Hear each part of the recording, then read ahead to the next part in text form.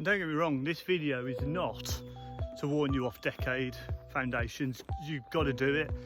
Every single person that plays golf should be aware of some of the factors that impact your score every single shot you play.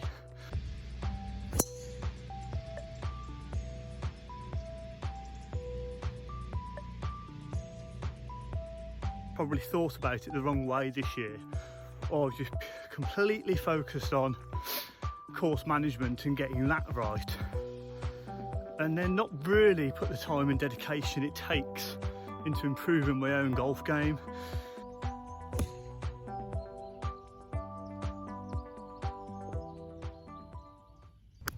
Right guys, so thought I'd drop a little update on how Project Send It is going. So for people that have been following my channel, if you subscribe, thank you very much. If you're not, please hit me up, please sub to my channel, give it a like.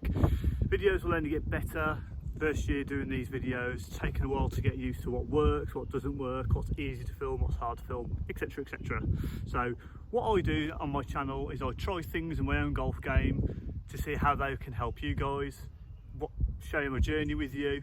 Say I'm off 7 handicap just about this year, struggled to really make hay, even though I think my course strategy is probably the best it's been for a very, very long time.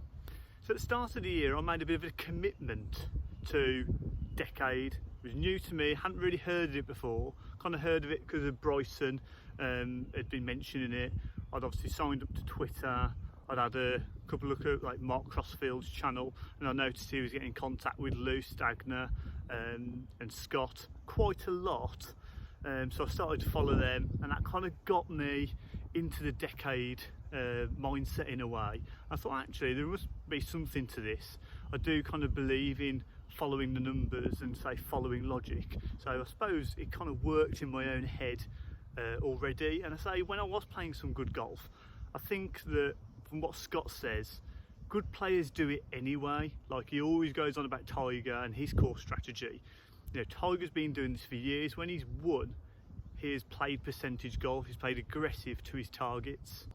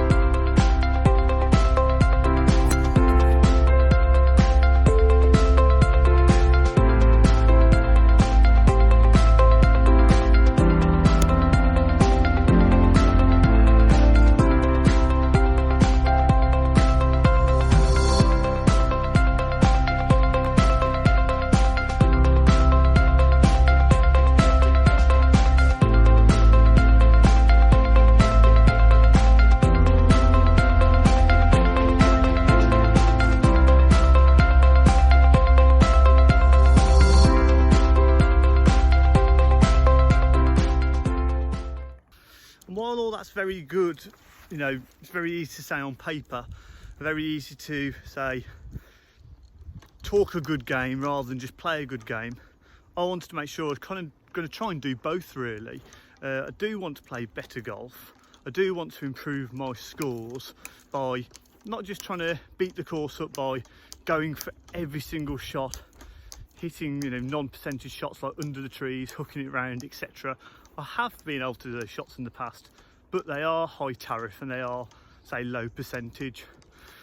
One of the things that I started at the start of the year in saying Project Send It, when we were in lockdown, I did a little bit of a review of my course and how I was going to attack the course in a perfect world. And that's still on my channel, one of the most popular videos on my channel actually, over 1,000 views. I think it's like 1.1, 1.2 at time of filming, unless it's gets a few views overnight. But a couple of people who got in contact with me about that video saying that they thought it was quite helpful to say plan their own course. I mean, you play your home course 10, 20, 50 times a year. It is absolutely ludicrous, crazy, bonkers, whatever you want to call it. If you don't actually have a plan for your own home course, I mean, it is almost unforgivable really. And the thing is, with Decade Foundations, you can actually sign up and you can get a free course planner with you for nothing. It doesn't cost you anything. You get it in PDF, so you can have it on your phone, or you can print it out and you can laminate it, which is what I did at the start of the year. Now, granted, I haven't used it that much on the course because I already know what my plan is, I already know what my targets are going to be. My issue this year has been hitting my targets, understanding my dispersion. Now, until recently, when I say got myself a new driver, the Bridgestone J815, which isn't new by all intents and purposes, but new to me, that's really helped me limit my misses, improve my dispersion. So equipment can help, but also I've worked on my driver and my setup and how to hit my woods, and rather than hitting down and across, I am now hitting more up and inside, which is making a massive difference to my golf game. Now, almost overnight, my driving has gone from going OB and being out of bounds, being in hazards, hoping to hit the planet with driver, to whereabouts do I want to be. Now, again, I've talked about shotgun dispersion patterns with the driver, with irons. That still counts. No matter how well you swing in, the best players in the world still won't hit the ball on a rope. They'll hit it left and right of target 50% of the time. And generally speaking, the ones that play better are the ones that hit closer to their target, so proximity to the hole, proximity to being in play. If you're short on the wrong side of the fairway, or you're blocked out, or you're in the trees, you've basically costing yourself a shot of time. Again, another video I've done, Decade Modifiers, check that out, it's pretty interesting stuff, if I don't say so myself.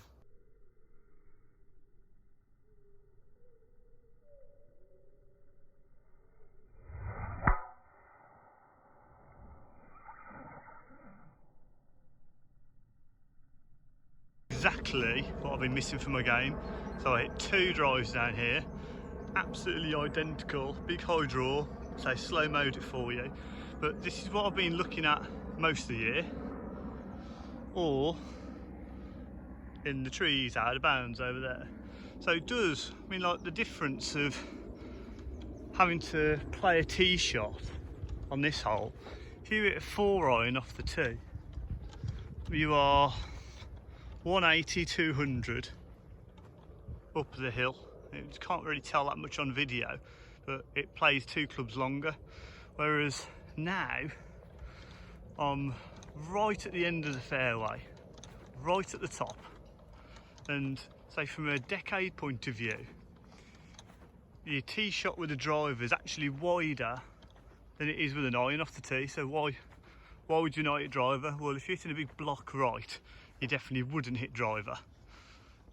So for me this year, if I've hit a driver off that tee, I've been OB or I've hooked it left. If I've hit a 4-iron off the tee, I've made bogey or double. And it's just a tricky hole.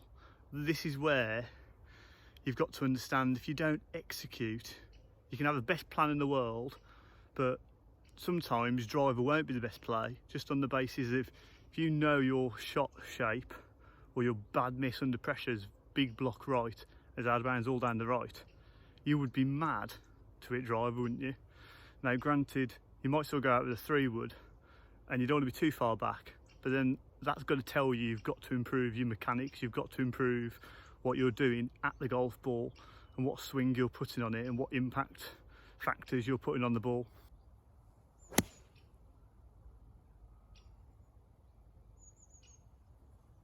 You'll start to see, this is where I feel at some point, hopefully before the season ends, my game's just going to start snowballing and I am going to put a number together, because I've played the whole year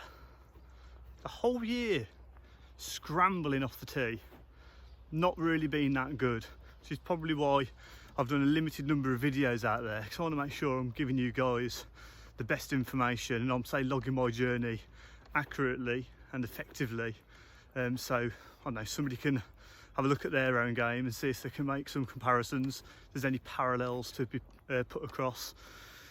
So yeah, so I've just hit there, like I said, smooth 9 iron. My normal tempo, I do have fairly quick tempo, and it just makes so much of a difference. I've hit 5 wood in here this year, 3 wood from the trees, and you're just constantly chasing the hole. And one of the things I like in golf too, it's like poker. If you're chasing hands, if you're chasing that river card, 9 times out of 10 you're going to get stung, and yeah, you might have that one big payoff, but where are you waiting for the river card? Are you waiting for it on the first hole? You going all in on the first hole? Go all in on the 18th if you know you've got have to have a birdie to win. Don't go all in before then. Crazy. And this is where the 9 iron ended up. Like I said, it does play much longer than the yardage, so it's given me, the colour's gone a bit funny, not sure why, but yeah, it's what, 15 feet left, and say easy to put for par.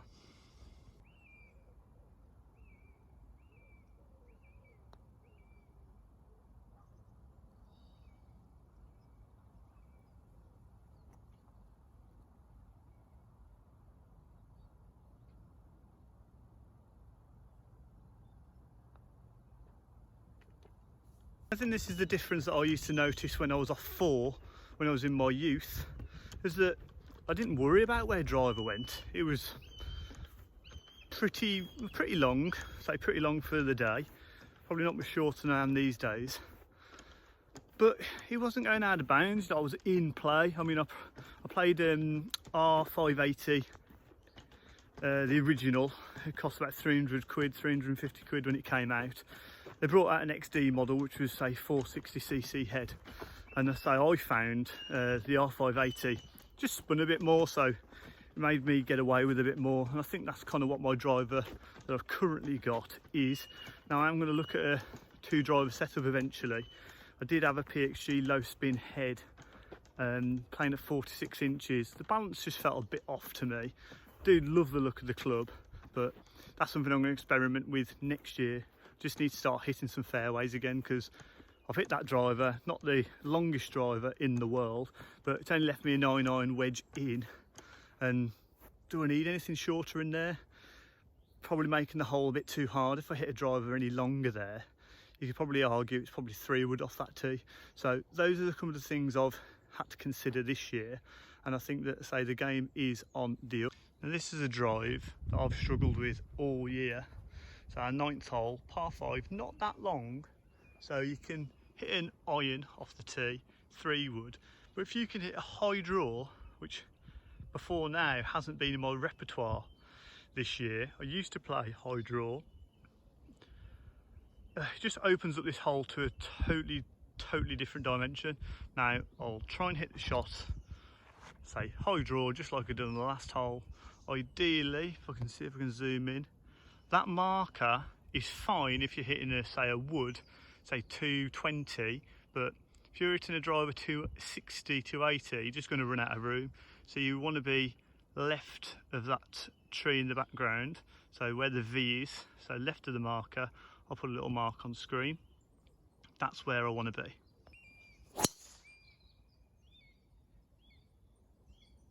Don't get me wrong, this video is not to warn you off decade foundations. You've got to do it. Every single person that plays golf should be aware of some of the factors that impact your score every single shot you play. All I'm saying is, the reason I've done this video is because I've probably thought about it the wrong way this year, or I've just completely focused on course management and getting that right, and then not really put the time and dedication it takes into improving my own golf game. I've used my stats, I've recognised what I need to improve, but kind of done it in vain. My iron play's been good all year, putting's been patchy, depending on, say, how the greens are rolling on a particular day.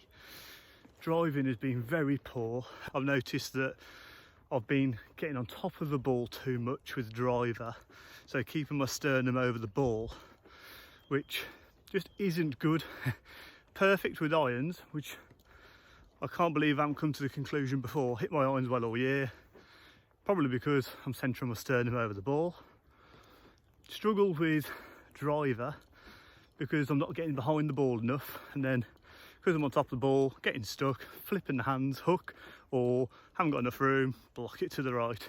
Same old story. However, you can see off the tee, I hit 2 drives. One was in between the V of the tree, so just left of the marker, and the other one was just there, if you can see.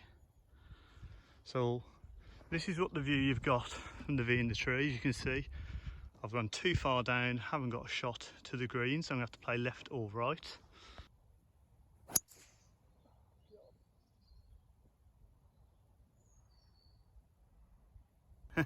And just on cue, I haven't solved golf, not claiming I have, but you've got to work at your game.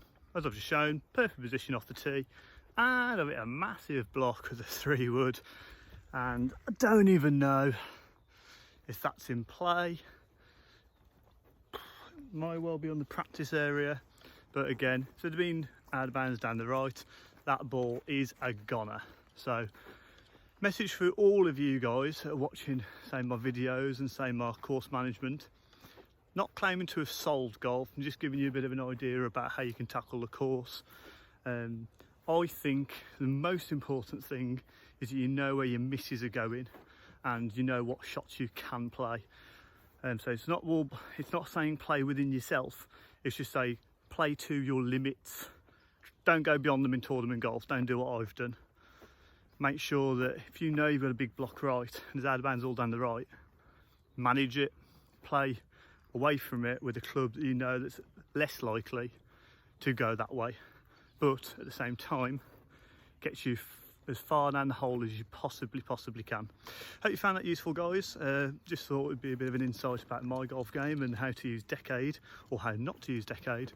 Make sure you're working at your golf games, make sure you're working on that longest club in your bag. It makes a huge difference. People on the tee, wasn't too